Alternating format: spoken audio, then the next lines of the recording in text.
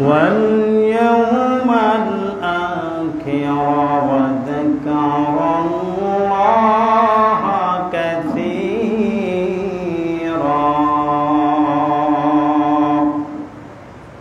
وقال تعالى ولتكن منكم أمة يدعون إلى الخير ويأمرون بالمعروف ونهوا عن المنكر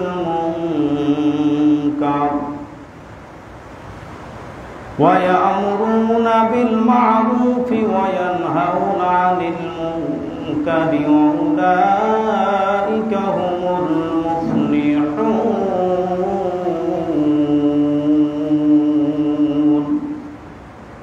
صدقت يا رب العالمين قال رسول الله صلى الله عليه وسلم لا يؤمن أحدكم حتى أكون أحب إليه من والده ووالده والناس أجمعين أو قام كما عليه الصلاة والسلام وقال تعالى في شان حبيبي إن الله وملائكته يصلون على النبي يا أيها الذين آمنوا صلوا عليه وسلموا تسليما درد اللهم سيدنا مولانا محمد وعلى آل سيدنا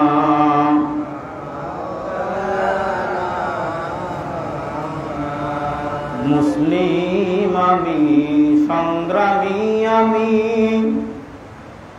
আমি চিররণবীর মুসলিম আমি সংগ্রামী আমি চিররণবীর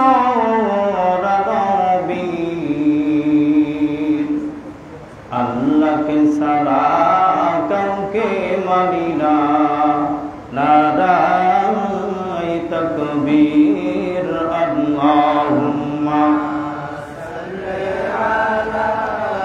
سيدنا مولانا محمد وعلى آل سيدنا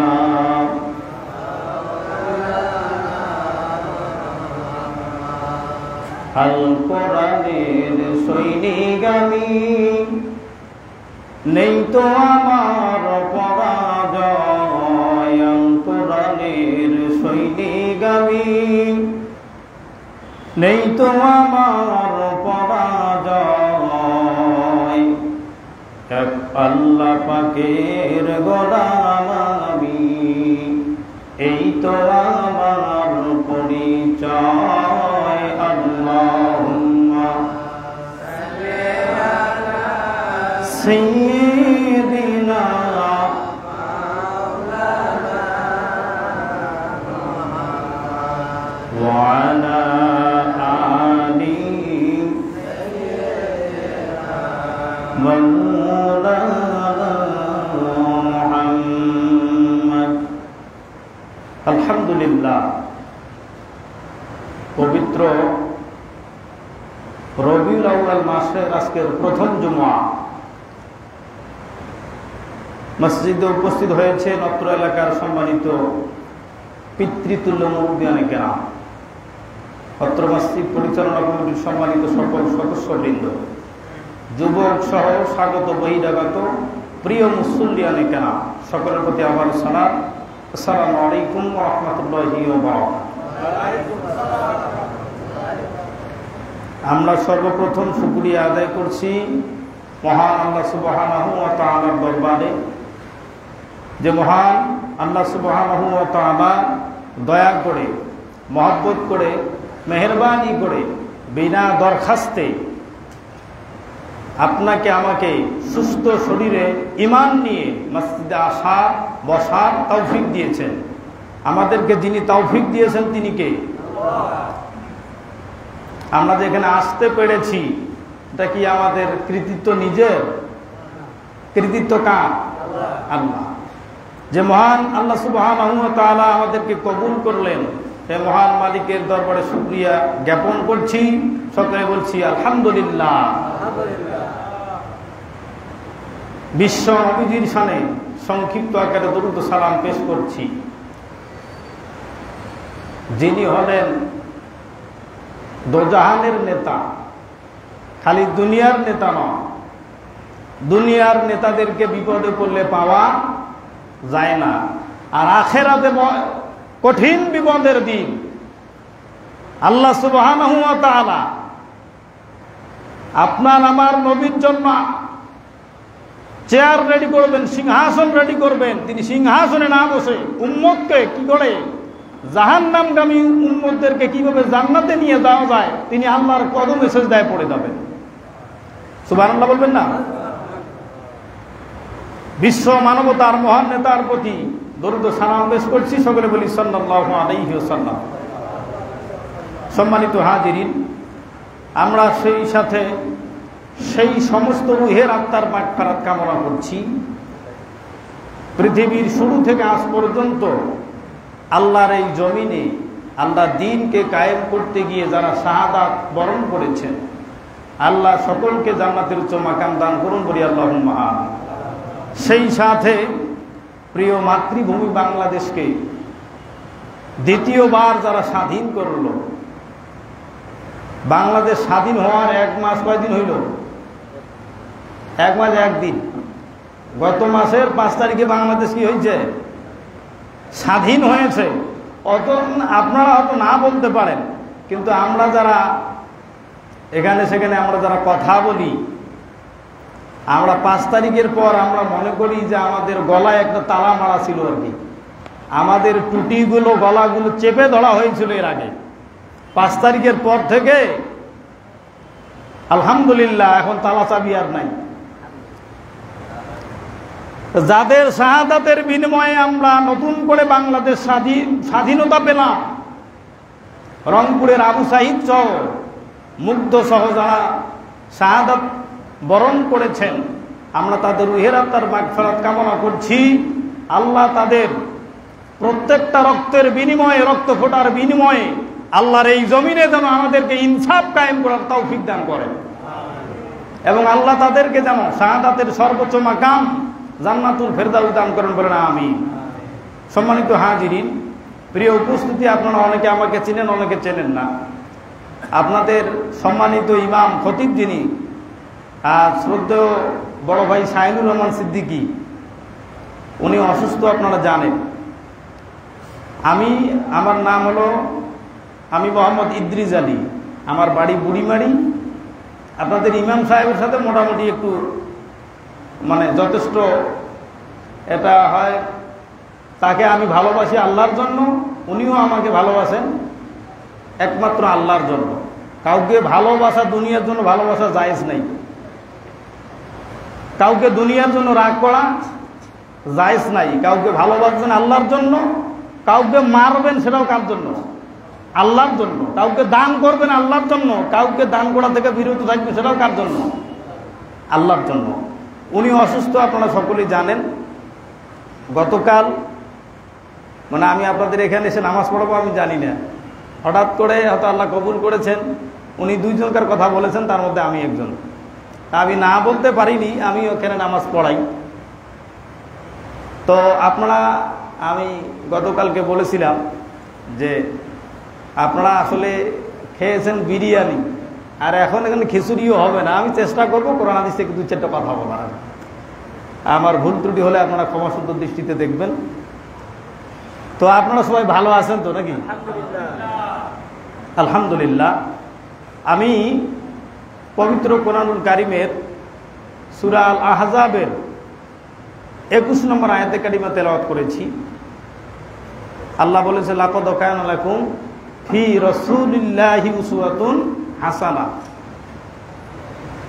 আল্লাহ আমাদেরকে বলেছেন যে আমাদের জন্য উত্তম আদর্শ একমাত্র কে? আল্লাহ রসুল। মানে আল্লাহ আমাদেরকে বোঝাইলেন যে তোমরা যদি দুনিয়ায় শান্তি এবং পরকালে যদি মুক্তি পেতে চাও, একমাত্র মুহাম্মদ রাসূলুল্লাহকে নেতা হিসাবে মেনে নাও। তারপরে আমি আয়াতে কারিমা তেলাওয়াত করেছি সূরা আলী ইমরানের 104 নম্বর আয়াতে কারিমা, ওয়ালতাকুম মিনকুম উম্মাতুন ইয়াদউনা ইলাল খায়র ওয়া ইয়া'মুরুনা বিল মা'রুফ ওয়া ইয়ানহাউনা আনিল মুনকার ওয়া উলাইকা হুমুল মুফলিহুন। আমি শাব্দিক অর্থটা বলি, তারপর আলোচনা বিষয়ে যাব ইনশাআল্লাহ। আল্লাহ সুবহানাহু ওয়া তাআলা তিনি বলেছেন যে তোমাদের মধ্যে এমন একটি দল থাকা দরকার যে দলের কাজ হবে কি, যে যেখানে সমাজে সৎ কাজের তারা কি করবে? আদেশ দিবে। আর অসৎ কাজ যেখানে হবে সেখানে কি করবে? নিষেধ করবে। উলাইকা হুমুল মুফলিহুন। আল্লাহ বলেছে যে যেই দলটা সৎ কাজের আদেশ দেয়, অসৎ কাজ থেকে দেশ জাতি সমাজকে নিষেধ করে, এই দলটাই হলো সফল কাম। সুবহানাল্লাহ বলবেন না? এখন আমার এই আয়াতে কারিমা পড়ার পিছনে কারণ কি? এই মুহূর্তে বাংলাদেশে কোনো দল ক্ষমতায় নাই। এই মুহূর্তে বাংলাদেশে তথাকথিত কোনো নেতা ক্ষমতায়, তার মানে বাংলাদেশে এখন কোনো দলও নাই, কোনো নেতাও নাই। আমার যে আজকের আলোচনার বিষয়, আমি চেষ্টা করব যে আপনি নেতা কাকে মানবেন আর কোন দল করবেন। দল এবং নেতা নির্বাচন, দল এবং নেতা নির্বাচন, দল এবং নেতা নির্বাচন, এগুলো কথা তো অনেকের কাছে নতুন মনে হতে পারে। আবার অনেকে তো, আমার মসজিদে মাঝখানে একটু ঘটনা ঘটে গেছে। একজন আমাকে সরাসরি ফোন দিয়ে বলতেছে যে মসজিদে কোনো রাজনীতির আলোচনা করা যাবে, মসজিদে কোনো রাজনীতির আলোচনা করা যাবে না। আওয়ামী লীগ সরকার বিগত দিনে ওরা 16 বৎসরে আমার কণ্ঠকে ইনশাআল্লাহ স্তব্ধ করতে পারেনি। আপনাদের ইমাম সাহেব, খতিব সাহেব, শাহিনুর রহমান সিদ্দিকী সাহেবের কণ্ঠকে স্তব্ধ করতে পারেনি। আর এখন 2-4 জন, ইনশাআল্লাহ আমাদের কোনো কিছু বলা লাগবে না, এর জন্য মুসল্লিরাই যথেষ্ট ওদেরকে নাস্তা দেওয়ার জন্য। তো কোরআনে কি রাজনীতি আছে? মসজিদে রাজনীতির কথা কি বলা যাবে? আপনাদের বিবেকের কাছে প্রশ্ন হলো, এই দুনিয়ার মালিক কে? একটু কথা বলেন না। আপনারা বোধহয় আমার উপর বেজার হয়েছেন যে ইমাম সাহেব নাই, এটা কাক পাঠাইছে, কি ব্যাপার? একটু কথা বলেন। এই পৃথিবীর মালিক কে? আসমান, দুনিয়া, জাহান, সবকিছুর মালিক কে? সবকিছুর মালিক আল্লাহ সুবহানাহু ওয়া তাআলা। সবকিছুর মালিক তিনি। আর আইন চলবে দুনিয়ার মানুষের, এটা ঠিক আছে তো নাকি? আল্লাহ সব দিতে পারেন। আল্লাহ সমুদ্রের নিচে অতল গহ্বরে যে সৃষ্টিগুলো আছে তাদের রিজিক পর্যন্ত পৌঁছাইতে পারেন। আর দুনিয়ায় মানুষ কিভাবে বেঁচে থাকবে, কিভাবে চলবে, আল্লাহ বোধহয় এটা দিতে পারেন না নাকি? আল্লাহ সূরা নামে বলেছে, আনা লাহুল খালকু ওয়াল আমর তাবারাকাল্লাহু রাব্বুল আলামিন। আল্লাহ বলেছে সৃষ্টি করেছি আমি, একমাত্র হুকুম দেওয়া, অর্ডার করার অধিকার একমাত্র কার? আল্লাহ। সৃষ্টি আমার, আইন চলবে কার?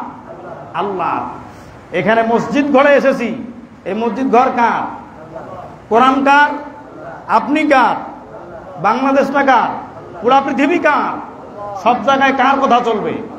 কিন্তু অনেকে মনে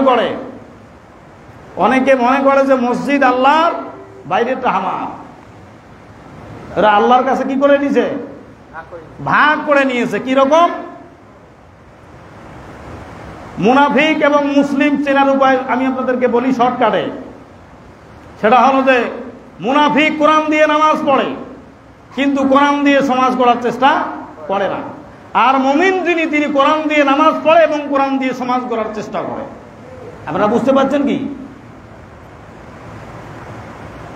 এক শ্রেণীর নামাজিরাই চায় না যে এদেশে কি হোক, কোরআন কায়েম হোক।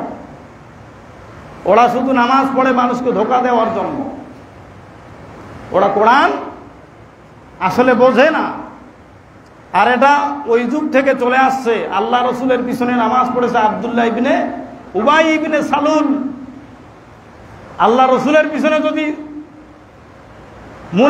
মুনাফিকদের সর্দার যদি নামাজ পড়তে পারে, তাহলে আপনার আমার পিছনে মুনাফিকদের কর্মীরা তো নামাজ পড়বে। এটাই তো স্বাভাবিক, এটাই স্বাভাবিক, এটা অস্বাভাবিকের কোনো কারণ নয়। প্রিয় হাজিরিন, আমি যে বিষয়টুকু আপনাদের সামনে কথা বলতে চাই, যে বিষয় নিয়ে, তাহলে বাংলাদেশে এখন যে প্রেক্ষাপট, এই প্রেক্ষাপটে আমি আরেকটা কথা বলে আমার মূল আলোচনায় যাব ইনশাআল্লাহ। আমরা বাংলাদেশে যতটুকু বুঝতে পারলাম, আমাদেরকে এখন উদাহরণ দেওয়ার জন্য, এক্সাম্পল দেওয়ার জন্য আর কোনো দেশে যাওয়ার দরকার, এখন মিশরেও যাওয়ার দরকার নাই, ফিলিস্তিনেও যাওয়ার দরকার নাই, কোথাও যাওয়ার দরকার নাই। বাংলাদেশেই উদাহরণ হিসেবে যথেষ্ট যে ক্ষমতা কারো চিরদিন থাকে না। ক্ষমতা কারো চিরদিন থাকে না। থাকে কি? আওয়ামী লীগ সরকার যারা পালিয়ে গেল, ওদের ভিশন ছিল কত? 2041 সাল, হ্যাঁ 41, ভিশন 41। আল্লাহ ওই 41-কে 24-এ অফ করে দিয়েছে। অনকে কি করে দিয়েছে? আল্লাহ অফ করে দিয়েছে। তার মানে হলো বাংলাদেশে, আমার বাংলাদেশে অনেকগুলো রাজনৈতিক দল আছে। আমি সেই সমস্ত রাজনৈতিক দলের নেতাকর্মীদের প্রতি এতটুকু আহ্বান জানিয়ে আমার আলোচনা শুরু করতে চাই যে আমাদেরকে শিক্ষা নেওয়ার জন্য অন্য কোনো দেশে যাওয়ার দরকার নাই, বাংলাদেশেই আমাদের জন্য যথেষ্ট। আমরা যদি নির্যাতন করি, জুলুম যদি করি, আওয়ামী লীগ যেভাবে বিদায় হয়েছে আমরা ওইভাবে বিদায় হব। আমাদের অন্য কোনো দেশে যাওয়ার দরকার নাই, এখান থেকেই শিক্ষা নিতে হবে।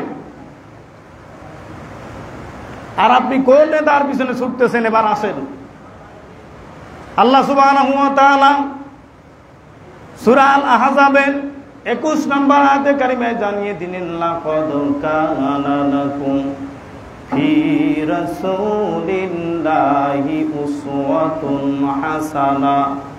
হাসানাতুন লিমান কানা ইয়ারজুল্লাহা ওয়াল ইয়াওমাল আখিরা ওয়া যাকারাল্লাহা কাসীরা। আল্লাহ সুবহানাহু ওয়া তাআলা তিনি আমাদেরকে জানাই দিলেন যে পৃথিবীতে মানুষ দল করবে, এটাই স্বাভাবিক। কারণ মানুষ হলো একটা সামাজিক প্রাণী। আমরা কি হলাম?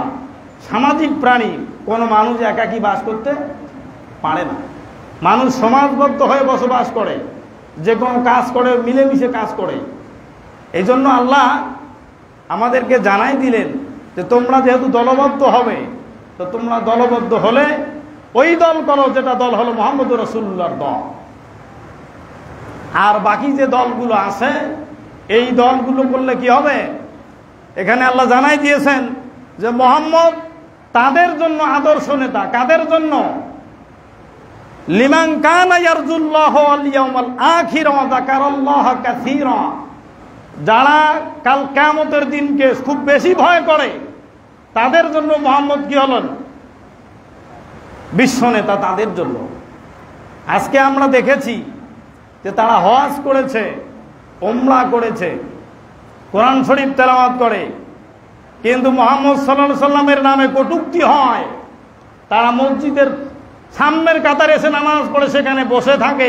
আমরা যদি এটার বিপক্ষে কথা বলি, সর্বপ্রথম তারাই আগে আমাদেরকে বাধা দিত।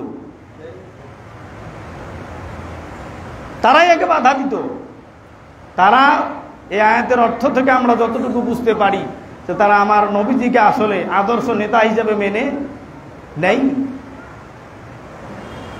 আপনি যদি কাল কিয়ামতের দিন যদি মুক্তি পেতে চান, দুনিয়ায় যদি শান্তি পেতে চান, আমার বিশ্ব নবীকে ছাড়া মুক্তি পাওয়ার আর অন্য কোনো মাধ্যম, অন্য কোনো নেতা, অন্য কোনো পীর, অন্য কোনো বাবা নাই।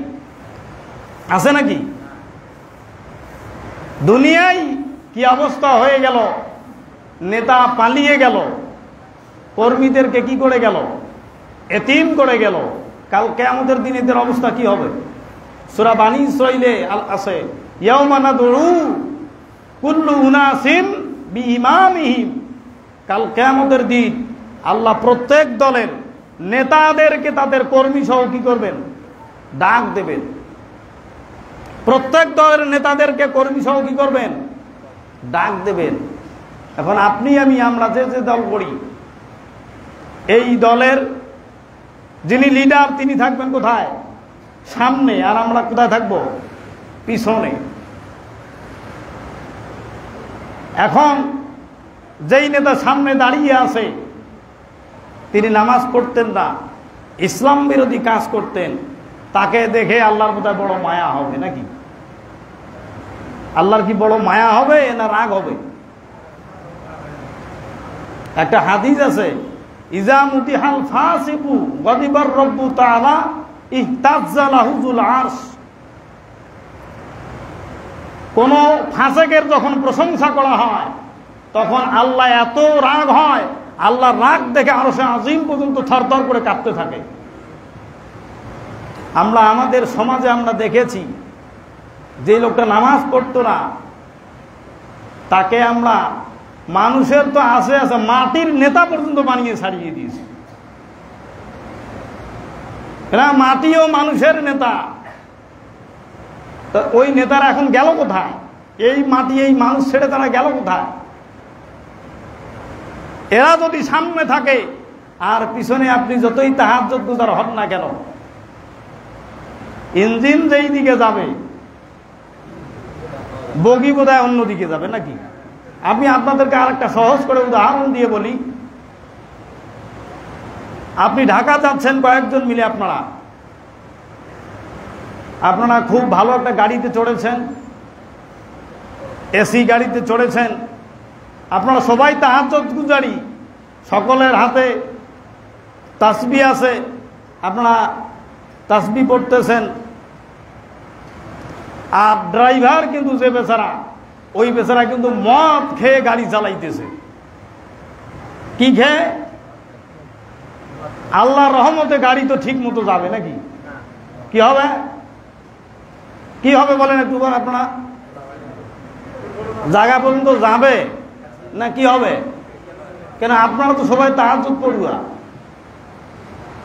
আপনারা তো সকলেই তাহাজ্জুদ পড়ুয়া। প্যাসেঞ্জার যে কয়েকজন আছে সবাই তো বড় দোয়া পড়তেছে, ছোট দোয়া পড়তেছে, কত দোয়া পড়তেছে, কিন্তু ড্রাইভার কি মাতাল, গাড়ি জায়গা মতো যাবে না, উল্টো কি হবে? দুর্ঘটনার শিকার হবে। পক্ষান্তরে গাড়ির ড্রাইভার যদি ভালো হয়, প্যাসেঞ্জার যারা আছে, যাত্রী যারা আছে, এরা কেউ মোবাইল দেখতেছে বা কেউ সিগারেট খাচ্ছে, কেউ গল্প গুজব করতেছে, নামাজ একজনও পড়ে না, কিন্তু ড্রাইভার ভালো, গাড়ি জায়গা পর্যন্ত যাবে কি যাবে না বলেন? কারণ কি? ড্রাইভার কি ভালো। আজকে আমাদের দেশে কিছু মানুষ আছে, সে নিজে নামাজ কালাম পড়তো, কিন্তু সে রাজনৈতিক দলের যে গাড়িতে চড়েছে, এই গাড়ির যে ড্রাইভার, এই ড্রাইভার যে কোনো মুহূর্তে অ্যাক্সিডেন্ট করে জাহান্নামে যাবে। আর সে নিজে কি বলতেছে? তাহাজ্জুদ পড়ে রেডি, আল্লাহ আল্লাহ অনেক কিছু, কিন্তু সে বুঝতে পারতেছে না তার ড্রাইভার কি জাহান্নামী। বিশ্বাস করেন, আপনি ইসলামী দল করবেন, যে লোকটা কোরআনের কর্মী হবে, যখন ইয়াউমা নাদউ কুল্লু উনাসিন বিইমামিহিম, প্রত্যেক দলকে তার নেতা সহ যখন ডাক দেবে, আর নেতা যদি বেনামাজি হয়, নেতা যদি ইসলাম বিরোধী হয়, আপনি যতই তাহাজ্জুদ গুজার হন না কেন, ওই নেতা শুদ্ধে আপনাকে আল্লাহ জাহান্নামে নিক্ষেপ করবে। আর আপনার নেতা যারা ইসলামী দল যারা করে, কোরআনের দল যারা করে, তাদের নেতাকে বলেন তো? তোমার নেতা আমার নেতা বিশ্বনবী মুস্তাফা, কোনো সন্দেহ আছে কি? অনেকে আবার বলে যে নবী আবার কেমন নেতা হয় রে? হ্যাঁ, মানে এরা মনে করে কি যে নেতা মানে তো চোর, নেতা মানে কি চোর। এই জন্য বিশ্বনবীকে নেতা বলতে তারা কি পায়? সংকোচ করে, ভয় করে। সকল এই চোরদেরকে শিক্ষা দেওয়ার জন্য, এই পৃথিবীতে ইনসাফ কায়েম করার জন্য, সমাজে ন্যায় বিচার কায়েম করার জন্য আল্লাহ রসুল নবীজিকে নেতা হিসাবে দুনিয়াতে পাঠিয়েছেন।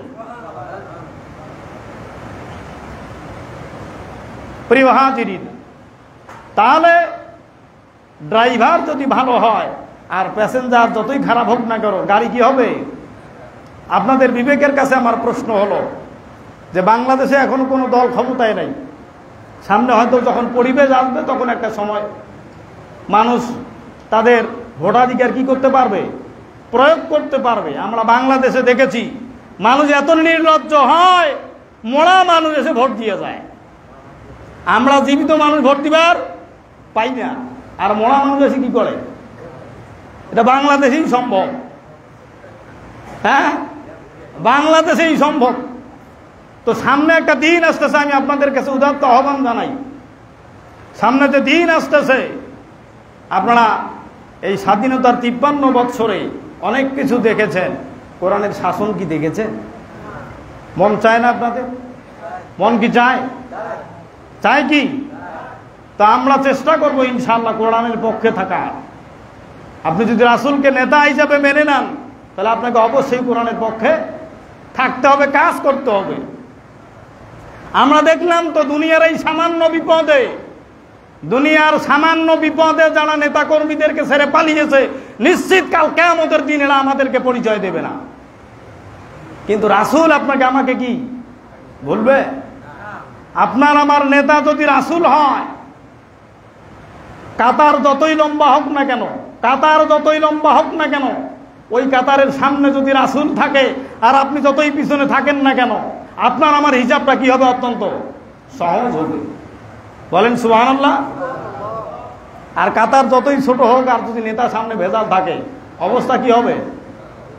খুব খারাপ হয়ে যাবে। সুতরাং আসুন, বিশ্বনবীজিকে আমরা যদি দুনিয়া এবং পরকালে মুক্তি পেতে চাই, নেতা একজন। নেতা কয়জন? কারো বাপকে আমরা নেতা মানি না, কারো স্বামী, কারো দাদা, কারো বাবাকে আমরা নেতা মানি না। তোমার নেতা আমার নেতা বিশ্বনবী মুস্তাফা। এই স্লোগানে অটল থাকতে হবে। আমাদের নেতা হলেন বিশ্বনবী, আর আমরা হলাম তার কর্মী। আমরা হলাম কি? তার কর্মী। প্রিয় হাজিরিন, এখন একটু দল নিয়ে কথা বলি। ওয়ালতাকুম মিনকুম উম্মাতুন ইয়াদউনা ইলাল খায়র। আল্লাহ বলেছেন যে তোমাদের মধ্যে একটা কি থাকা দরকার? দল থাকা দরকার, একটা জাতি থাকা দরকার, একটা সম্প্রদায় থাকা দরকার, যাদের কাজ হবে সমাজে কি করবে? সৎ কাজের আদেশ করবে। আলহামদুলিল্লাহ, বাংলাদেশে অনেক সংগঠন আছে, অনেক দল আছে, তারা সৎ কাজের কি করে? আদেশ করে। কিন্তু বড়ই দুঃখের বিষয়, পরিতাপের বিষয়, উম্মাতুন ইয়াদউনা ইলাল খায়র ওয়া ইয়া'মুরুনা বিল মা'রুফ ওয়া ইয়ানহাউনা আনিল মুনকার। আল্লাহ পরের বাক্যে যে কথাটুকু বলেছেন যে সমাজে যেখানে অসৎ কাজ হবে সেখানে তোমরা কি করো? এরা কি করে? অসৎ কাজ হলে কি করে?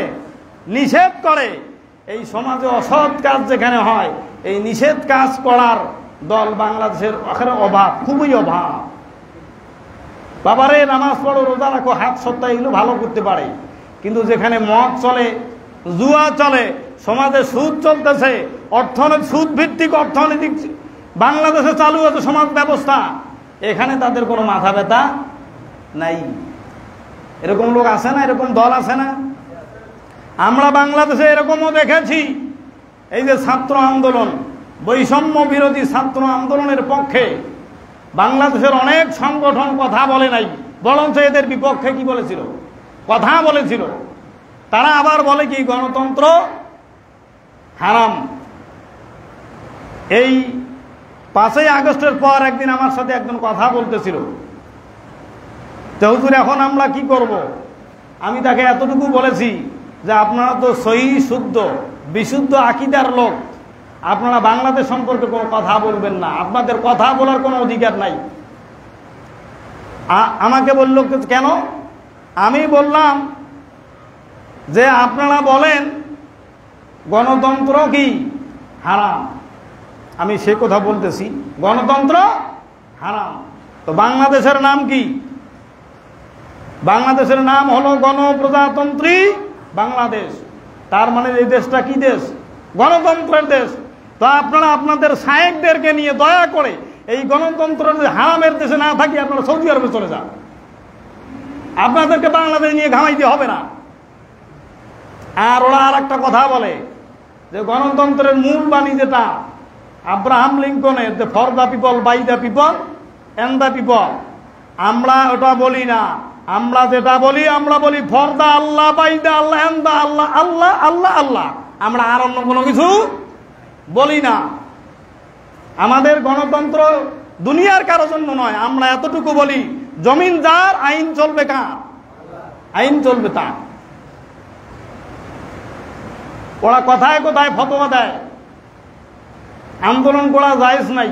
আপনাদের কাছে প্রশ্ন হলো, আন্দোলন করা যদি জায়েজ নাই হয়ে থাকে, বদরের প্রান্তরে 313 জন আর 1000 জন বদরের ময়দানে কোথায় গিয়া মুসাফা করছে আর কোলাকুলি করছে নাকি? ওখানে কোলাকুলি করছিল নাকি? আর উহুদের ময়দানে আল্লাহ রসুলের দাঁত মুবারক শহীদ হয়েছে। আল্লাহ রসুল বোধহয় নিজে বোধহয় প্লাস দিয়ে ওটা দাঁতটা পাতা ভাঙি ফেলেছে নাকি? আল্লাহ রসুলের চাচা আমির হামজা, তার লাশটা 70 টুকরা করা হয়েছিল। ওটা বোধহয় ওই হেফাজতে ইসলামের মতো, যেমন 5 মে শাপলা চত্বরে কত হেফাজতের নেতাকর্মীকে মেরে শেষ করে দিয়েছে, তারপরে সরকার বলতেছে যে এরা তেঁতুল খেয়ে রং মাখিয়ে এইভাবে শুয়ে আসুন। তো বোধহয় আল্লাহ রসুলের চাচা বোধহয় ওইরকম করেছিল নাকি? এগুলো এমনি হয়েছে? এই সমস্ত শায়েখরা ওরা চায় না বাংলাদেশে ইসলাম কায়েম হোক। ওরা হলো তথাকথিত কোন ইসলাম বিরোধী শক্তির ওরা এজেন্ডা। প্রিয় হাজিরিন, আসুন, ওয়ালতাকুম মিনকুম উম্মাতুন ইয়াদউনা ইলাল খায়র ওয়া ইয়ামুরুনা বিল মারুফি ওয়া ইয়ানহাউনা আনিল মুনকার। আল্লাহ বলল যে আমাদের মধ্যে একটা দল থাকতে হবে। এই দলের 1 নম্বর কাজ হলো তারা সমাজে কি কাজ করবে? সৎ কাজের আদেশ দেবে। এরা ভালো ভালো কাজ করবে। এরা ছেলেদেরকে নামাজের জন্য ডাকবে, মানুষদেরকে নামাজের দিকে ডাকবে, রোজার জন্য ডাকবে, কোরআন পড়ার জন্য ডাকবে। কিভাবে কোরআনের সমাজ কায়েম হয় এই জন্য কি করবে? মানুষদেরকে এরা ডাকবে। এবং সমাজে যেখানে অপকর্ম হবে তারা সেখানে কি করবে? বাধা দেবে। কেমন বাধা দেবে? আল্লাহ রাসূলের হাদিস, মান রায়া মিনকুম মুনকার ফালইউগাইরু বিয়াদিহি ফাইল্লাম ইয়াস্তাতি' ফাবিলিসানিহি ফাইল্লাম ইয়াস্তাতি' ফাবিকলবিহি ওয়াযালিকা যাফুল ঈমান। আল্লাহ রাসূলের হাদিস হলো যে সমাজে যদি তোমরা কোথাও অন্যায় দেখো, তাহলে যাদের শক্তি আছে, ক্ষমতা আছে এটাকে প্রতিহত করার, তাকে কি করতে হবে? শক্তি দিয়ে, ক্ষমতা দিয়ে কি করতে হবে? আমাদের কিছু হুজুর খালি ওই হাতের কথা বলে না? হাত মানে কি? আল্লাহ এখানে হাত, আল্লাহ রাসূল হাত মানে শক্তিকে বুঝিয়েছেন। আমরা অনেক সময় বলি না যে অমুক মিয়ার ডাইন হাত। সবাই খালি ডাইন হাতে হয়, বাম হাত আবার কেউ হওয়া চায় না। এই হাতটা মানে কি? শক্তি। যাদের ক্ষমতা আছে, শক্তি আছে, তারা ক্ষমতা দিয়ে, শক্তি দিয়ে ওই অন্যায়টাকে কি করবে? প্রতিহত করার চেষ্টা করবে। 2 নম্বর হলো ফাবিলিসানিহি, লিসান মানে জিহ্বা, মুখ। আমরা যারা বক্তা, যারা কথা বলি, অন্তত আমাদের হাত দিয়ে ক্ষমতা তো ওইরকম নাই, অন্তত মুখ দিয়ে বলার আমাদের কি আছে? ক্ষমতা আছে। যে এটা অন্যায়, এটা মুখ দিয়ে বলতে হবে। বড়ই দুঃখের বিষয়, বড়ই পরিতাপের বিষয়, অনেক ইমাম এখনো পর্যন্ত মসজিদে হক কথা বলতে পারে না।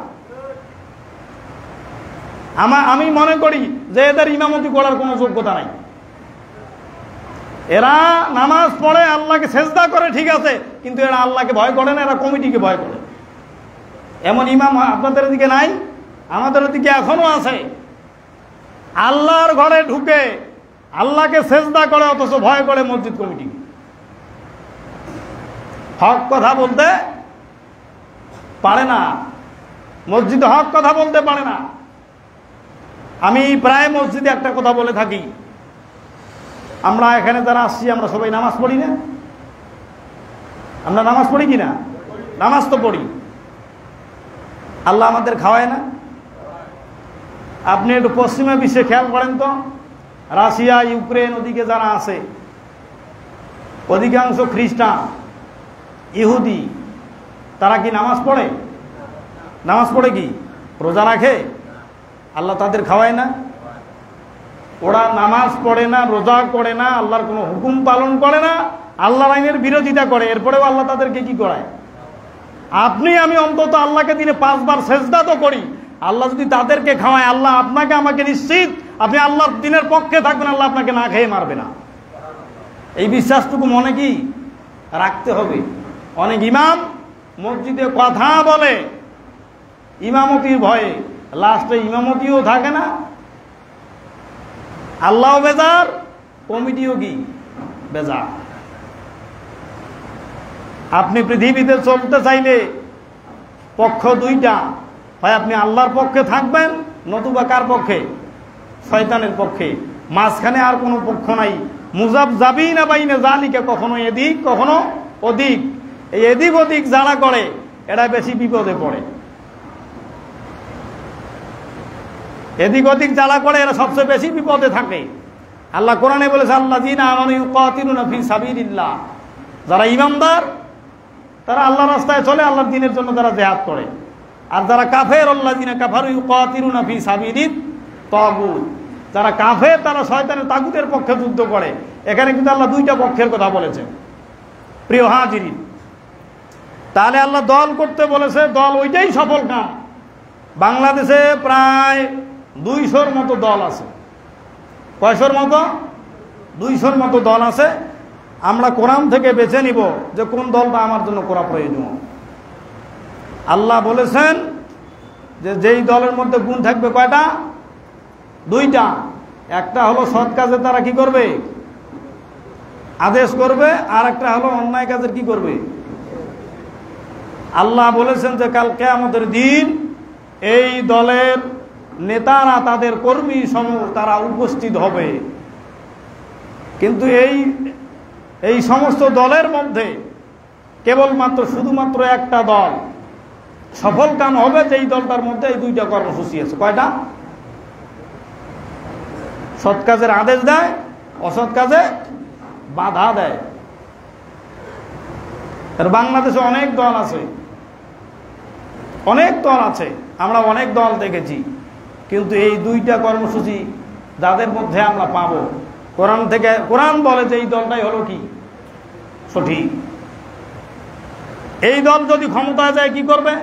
আল্লাহ সূরা হাজ্জে বলেছে, আল্লাযীনা ইম্মাক্কান্নাহুম ফিল আরদি আকামুস সালাহ। এই দল যদি ক্ষমতায় আসে, 1 নাম্বার কাজ হবে এই দল যদি ক্ষমতায় আসে তারা নামাজ কায়েম করবে। দুঃখের বিষয়, বড়ই পরিতাপের বিষয়, বাংলাদেশে বহু হাজি, বহু গাজী হজ করা, কোরআন পড়নেওয়ালা, রোজা রাখা ব্যক্তি সমাজ, দেশ, জাতি পরিচালনা করেছে, কিন্তু নামাজ কায়েম করে নাই। তার মানে হলো এই দল ওই জায়গায় এখনো যায় নাই। অন্য জায়গায় আল্লাহ বলেছে, ওমাল্লাম, সূরা আল মায়েদা, ওমাল্লাম ইয়াহকুম বিমা আনজালাল্লাহু ফাউলাইকা হুমুল কাফিরুন। আল্লাহ বলেছেন সূরা আল মায়েদার 44 নম্বর আয়াতে কারিমার শেষের দিকে, যে যারা ক্ষমতায় গিয়ে চেয়ারে গিয়ে এই কোরআন দিয়ে বিচার ব্যবস্থা পরিচালনা করে নাই, তারা হলো কি কাফের। তারা কি কাফের। তারপরে আয়াতে আল্লাহ বলেছে, ওমাল্লাম ইয়াহকুম বিমা আনজালাল্লাহু ফাউলাইকা হুমুজ জালিমুন।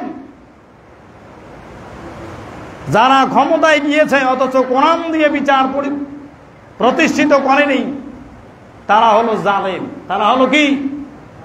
তারপরে 47 নম্বর আয়াতে কারিমে আল্লাহ এসে বললেন, ওমাল্লাম ইয়াহকুম বিমা আনজালাল্লাহু ফাউলাইকা হুমুল ফাসিকুন, যারা কোরআন দিয়ে ক্ষমতায় গিয়েছে অথচ কোরআন দিয়ে দেশ জাতি পরিচালনা করেনি, তারা হলো ফাসিক। আপনাদের বিবেকের কাছে আমার প্রশ্ন হলো, বাংলাদেশে এ পর্যন্ত যতগুলো শাসক এসেছে, যারা শাসন করেছে, তারা কি কোরআন দিয়ে পরিচালনা করেছে? আমরা তো খুব শুনেছি এর আগে, আমাদের নেত্রী তাহাজ্জুদ পড়ে, কোরআন শরীফ তেলাওয়াত করে, বছরে বছরে উমরাও করে, উমরাও করে, ওলামাও মারে। হ্যাঁ, আমরা এর আগে শুনেছি না বক্তব্যগুলো? কিন্তু আল্লাহ বললেন কি? আল্লাহ বললেন, যদি কোনো ইমানদার শাসক ক্ষমতায় যায়, এক নাম্বার কাজ সে কি করবে? আগে নামাজ কায়েম করবে। আল্লাযীনা ইম্মাক্কান্নাহুম ফিল আরদি আকামুস সালাত ওয়া আতাউজ যাকাত। এক নাম্বার নামাজ কায়েম করবে, দুই নাম্বার কি করবে? যাকাত ভিত্তিক অর্থ ব্যবস্থা চালু করবে। বাংলাদেশে যাকাত ভিত্তিক অর্থ ব্যবস্থা আছে? সুদ ভিত্তিক অর্থ ব্যবস্থা। আর জায়গায় জায়গায় কিছু দরবেশ বাবা বসিয়া ব্যাংক ট্যাঙ্ক বিলাকে সব একদম কি করে দিয়েছে? একেবারে লুটপাট করে আমাদের দেশটাকে কি করে দিয়েছে? শেষ করে দিয়েছে। তারপরে ওয়াতাউ যাকাত ওয়া আমারু বিল মারুফ, এবং সমাজে তারা সৎ কাজ কি করবে? প্রতিষ্ঠিত করবে। অনাহাউ আনিল মুনকার, এবং সমাজ থেকে যত প্রকার খারাপ কাজ আছে এগুলি একদম কি করে দিবে? বন্ধ করে দিবে। এটা হলো ইমানদার শাসকের বৈশিষ্ট্য। আর জালেম ফাসেক কাফের শাসকের বৈশিষ্ট্য হলো, এরা ক্ষমতায় যাবে, ঠিক আছে, ক্ষমতায় যাবে, চেয়ার গ্রহণ করবে, ক্ষমতা গ্রহণ করার পর সমাজে যত প্রকার অপকর্ম আছে সব অপকর্ম তারা করবে। আমরা স্বাধীনতার পরবর্তী এ পর্যন্ত আমরা যাহা দেখেছি, তাহাজ্জুদ গুজারি দেশ পরিচালনা করেছে, রোজাদার দেশ পরিচালনা করেছে, কোরআন তেলাওয়াতকারী দেশ পরিচালনা করেছে, কিন্তু কোরআন বলে কোন ইমানদার দেশ পরিচালনা করে নাই। যারা করেছে হয় কেউ ফাসেক, নয় কেউ জালেম, অথবা কেউ কাফের, তারা পরিচালনা করেছে। এই জন্য বাংলাদেশে আল্লাহ রহমত এখনো আসে নাই। আপনারা একটু আফগানিস্তানের দিকে তাকান, আফগানিস্তানের দিকে একটু তাকান না কেন? আফগানিস্তান কত সুন্দর তারা দাঁড়িয়ে যাচ্ছে, দিনের পর দিন নতুন নতুন তারা আবিষ্কার করতেছে। আফগানিস্তানের সাথে বলা চলে যে পৃথিবীর কোন দেশের সাথে তাদের সম্পর্ক নাই। ওদের যে কেন্দ্রীয় ব্যাংকের যে মূল ফান্ড যেটা, এটাও তো আমেরিকার কাছে আছে। ওরা এরপরে আমেরিকা দিন দিন কি হচ্ছে? এগিয়ে যাচ্ছে। আফগানিস্তান কি হচ্ছে? এগিয়ে যাচ্ছে। তার কারণ হলো একটাই, ওরা ইমানদার শাসক বসিয়েছে, ওরা আল্লাহর কাছে নিজেকে সঁপে দিয়েছে। আল্লাহ সূরা আনফালে বলেছেন, সূরা আরাফে আল্লাহ বলেছে, ওয়ালাউ আন্না হালাল কুরা আমানু ওয়াত্তাকাউ লাফাতাহনা আলাইহিম বারাকাতিম মিনাস সামাই ওয়াল আরদ। কোন দেশ, কোন জাতি, কোন সম্প্রদায়ের লোকেরা যদি আল্লাহর প্রতি ঈমান আনে, সে আল্লাহর প্রতি ঈমান এনে আল্লাহর দ্বীনের জন্য যদি তারা দাঁড়িয়ে যায়, তাহলে আল্লাহ আসমান থেকে যতগুলো রহমতের দরজা, জমিন থেকে যতগুলো রহমতের দরজা, সব রহমতের দরজা আল্লাহ খুলে দিয়ে তাদের জন্য। আর বাংলাদেশে আমরা এমন অপকর্ম করেছি, আসমানের দরজা যতগুলো রহমতের দরজা, এগুলো আমরা নিজ হাত দিয়ে তালা মেরে দিয়েছি। জমিনে যতগুলো রহমতের দরজা, সবগুলো নিজ হাত দিয়ে আমরা কি করে দিয়েছি? আমরা নিজেরাই তালা মেরে দিয়েছি। যদি আমরা চাই যে এই জমিনে আল্লাহ রহমত আসুক, আসমান থেকে যতগুলো রহমতের দরজা সব খোলা হোক, জমিন থেকে যতগুলো রহমতের দরজা সব খোলা হোক, পথ হলো একটাই, আমাদেরকে আল্লাহর দিকে ফিরে আসতে হবে, আল্লাহর দলে আসতে হবে। আর অন্য কোনো জায়গায় যাওয়ার কোনো সুযোগ নাই। আছে নাকি সুযোগ? আমরা অনেকে বলতাম যে ভারত ছাড়া বাংলাদেশ এক মিনিটও চলবে না। এরকম কিছু ভারত প্রেমী আছে বাংলাদেশে। ভারত ছাড়া নাকি বাংলাদেশ এক মিনিটও চলবে না। এই লোকগুলো নামাজ পড়ুক আর রোজা করুক, যাই করুক, অন্তত এই লোকগুলোর আল্লাহর প্রতি কোনো বিশ্বাস নাই।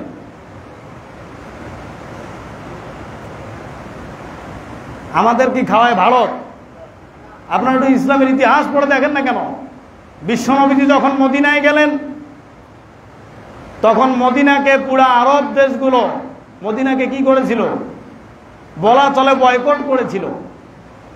আরবের সাথে মক্কা আশেপাশের জায়গার মানুষের সাথে কোনো সম্পর্ক ছিল না। সেই মদিনায় যে গুটি কয়েক মানুষ ছিল, তারা আল্লাহ রাসূলের বিধানকে মেনে নিয়েছিল, আল্লাহর কোরআনকে মেনে নিয়েছিল। এই জন্য আল্লাহ বালুময় মদিনাকে আল্লাহ সোনার মদিনা বানিয়ে দিয়েছে। তাহলে বাংলাদেশের মানুষরাও যদি আল্লাহমুখী হয়, ভারতের আমাদের দরকার নাই, আমেরিকা কারো দরকার নাই, আল্লাহ এই সোনার বাংলাদেশকে কোরআন দিয়ে যদি চলে, আসমানের যতগুলো রহমতের দরজা আল্লাহ সব খুলে দিবেন, জমিনের যতগুলো রহমতের দরজা আছে আল্লাহ সব খুলে দিবেন। ভারত তখন বাংলাদেশের কাছে ভিক্ষা চাইতে বাধ্য হবে, যদি আমরা আল্লাহমুখী হতে পারি।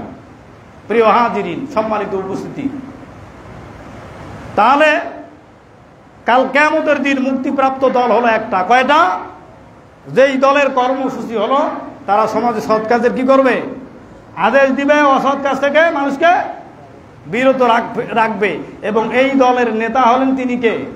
লাকাদ কানা লাকুম ফি রাসূলিল্লাহি উসওয়াতুন হাসানা। আমরা কি চাই না যে কাল কিয়ামতের দিন আমরা রাসূলের শাফায়াত আমরা কি চাই? সকলে যদি সেটাই চেয়ে থাকি, তাহলে আমাদের সব দেখা শেষ। সব আগামীতে আমরা কি দেখতে চাই?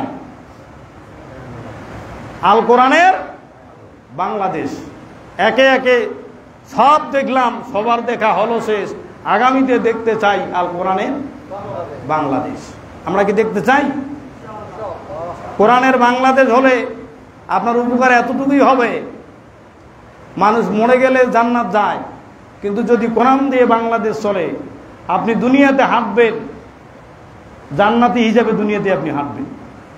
কারণ কোরআন দিয়ে যদি দেশ চলে, দেশে কোনো অপকর্ম হবে না। জমিনে যারা চলাচল করবে, অন্যান্য ধর্মাবলম্বী বাদ দিয়ে যারা মুসলমান, তারা সকলেই কি হবে? ইমানদার হবে।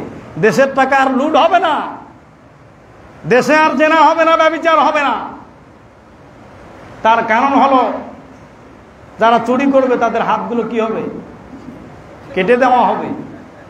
এই চোরগুলো তো এই জন্য চায় না যে দেশে কোরআন কায়েম হোক, কেন কোরআন কায়েম হলে ওদের হাতগুলো, বাংলাদেশের যতগুলো এমপি আছে, মন্ত্রী, এগুলো সবগুলো কি করা লাগবে জানেন? ভিক্ষা করে খাওয়া লাগবে। কারণ দুই হাত তো থাকবে না, হাত পা কিছুই থাকবে না, ওই কামদায় করে ব্যাগ ঝুলিয়া ভিক্ষা করে খাওয়া লাগবে, তাছাড়া তো উপায় থাকবে না। প্রত্যেকটা ম্যাক্সিমাম নেতা তারা হলো জেনাকার। আপনারা দেখতেছেন না? এখন যদি কোরআন দিয়ে দেশ পরিচালিত হয়, জেনার ব্যভিচারের বিচার যেটা হবে, বাইতুল মুকাররমের প্রধান ফটকে তাদের বিচার হবে, প্রকাশ্যে দিবালোকে পাথর মেরে তাদেরকে কি করা হবে? হত্যা করা হবে। এরা এই ভয়ে চায় না যে এই দেশে কি হোক? কোরআন কায়েম হোক। কারণ কোরআন কায়েম হলে তো ওদের দুষ্টামি আর হবে না। কিন্তু আমরা এটা চাই। আমরা বাংলাদেশে বহু দেখেছি, আমরা অন্তত কোরআনের আইনটা যেন দেখে যেতে পারি। তার কারণ হলো কোরআন যদি কায়েম হয়, আমরা সকলেই সুখে শান্তিতে বসবাস করতে পারবো, কারো কোনো ভেদাভেদ থাকবে না। প্রিয় হাজিরিন, আসুন আমরা বিশ্বনবীজিকে নেতা হিসেবে মেনে নিয়ে কোরআনের দল, যেই দলে দুইটা কর্মসূচি আমি যেটা বললাম, সৎ কাজের আদেশ, অসৎ কাজের নিষেধ। আপনারা সকলে এখন বুঝতে পারেন আল্লাহ আপনাদেরকে বিবেক দিয়েছে। এই দলের কর্মী হয়ে বিশ্বনবীজিকে নেতা হিসাবে মেনে নিয়ে তার আদর্শের সৈনিক হয়ে বাকি জীবন যেন আমরা চলতে পারি, বাকি জীবন যেন রাসূলের উম্মত হয়ে, রাসূলের অনুসারী হয়ে এই জমিনে বাস্তব জীবনে আমল করে আল্লাহ যেন আমাদের সকলকে কবরে দেওয়ার তৌফিক দান করেন। সকলে বলি আল্লাহুম্মা আমিন। আমি আমার এই সংক্ষিপ্ত আলোচনায় হয়তো আমি ওইভাবে আলোচনা করতে পারিনি, আমার আলোচনা ভুল ত্রুটি ক্ষমা চেয়ে আমার সংক্ষিপ্ত আলোচনা আমি এখানে শেষ করছি। ওয়া আখির দাওয়ানা আলহামদুলিল্লাহি রাব্বিল আলামিন। যারা সুন্নত পড়েনি সুন্নত পড়ে নিন। আসসালামু আলাইকুম ওয়া রাহমাতুল্লাহি ওয়া বারাকাতুহু।